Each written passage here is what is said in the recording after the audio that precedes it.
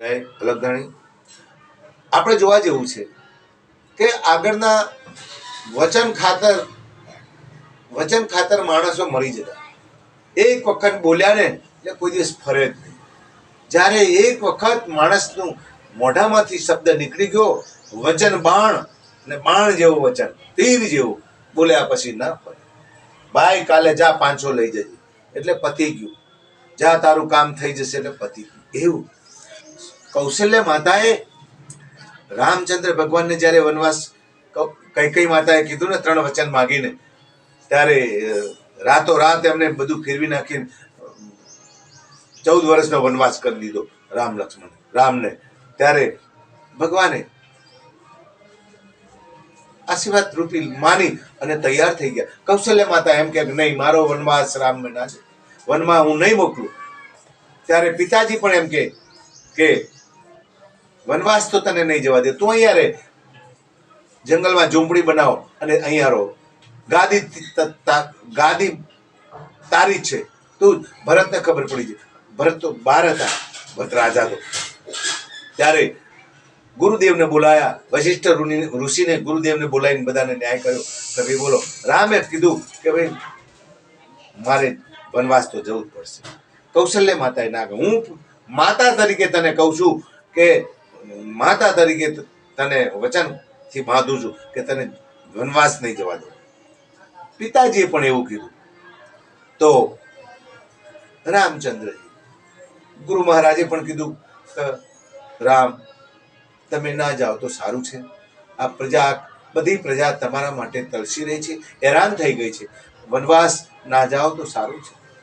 પણ રામચંદ્ર ભગવાને ગુરુદેવને પણ એવો વચન આપ્યો કે એક વચન ખાતર અમારું જે એમ કહેવાય કે પૂર્વથી ચાલતું આવતું, પૂર્વથી અમારા પૂર્વજો પણ હતા, અને પૂર્વજો પણ કે વચન ખાતર જાન આપી દેતા હતા. તો વચનથી તો અમારું જો વચન જાય તો અમારા પૂર્વજોનું વચન જાય. મારા પિતાશ્રી, અરે કદાચ માનું મન કોમળ છે, પણ પિતાનું તો મારે વચન માનવું જ પડે. પિતાજીએ મને શબ્દ કાઢ્યો, પિતાજીએ જે કીધું છે ને એ મારે વચન ન પાડું તો હું રામ શેનો, તો હું શેનો પુત્ર. પિતાના વચન ખાતર રામ વનમાં જાય. પછી વશિષ્ઠ મુનિ પણ ન્યાય કર્યો કે ભાઈ પિતાજીનું વચન પુત્રએ પાળવું જ જોઈએ, પણ છતાંય પાડવું જોઈએ, પણ છતાંય આ રીતે તમે કંઈક નિર્ણય બીજો લો તો કે નહીં. રામ કે હું જઈશ વનમાં, 14 વર્ષ વન વેઠી અને પાછો આવીશ. પિતાજી, હું તમારું વચન નહીં ફેરવી શકું. મારો અટલ વિશ્વાસ રાખો અને મારું અટલ એમ કે મનોબળ છે, વચન ખાતર મારે જવું પડે.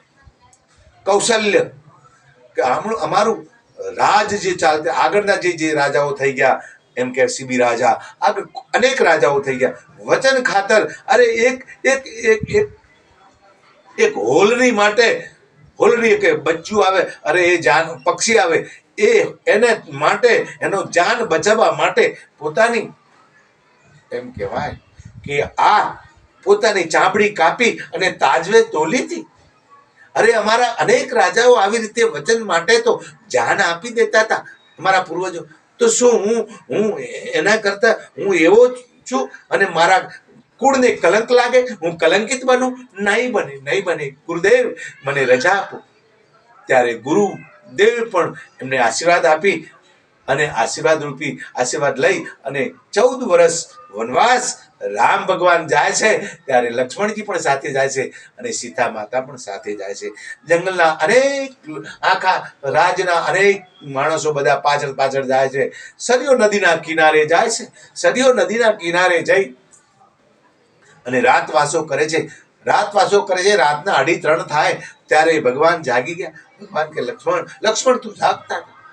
સીતાની કે હવે આપણે નીકળી જઈએ. ત્યારે જે વળાવા સુમન ગયો હતો એને સુમનને જગાડ્યો. સુમન કે ઉભા થાવ, અમને છોડી દો, કે આ બધી પ્રજા જાગશે તો અમને પાછળ. સુમને રથ તૈયાર કરીને ભગવાનને આગળ છોડવા ગયો. લક્ષ્મણ, શ્રી રામ અને માતા સીતા આગળ મૂક્યા છે અને પછી પ્રજા જાગી જાય, આમ દોડે આમ દોડે આમ દોડે સરયુ નદીના કિનારે. અરે કેટલી પ્રજા ભગવાન માટે થઈ અને તમે નહીં માનો, રોવે રામ રામ કરી કરીને અનેક લોકો બેહોશ થઈ ગયા. મારા રામ ક્યાં ગયા, રામ ક્યાં ગયા? આવી રીતે પણ રામ વનવાસ જતા રહ્યા અને પ્રજા બધી પરત આવી. આમ આવા વચન ખાતર આપણે ભક્તિ કરવી હોય ને તો સાચી કરવી જોઈએ, ખોટી ને. જય અલગધણી, જય રામદેવ.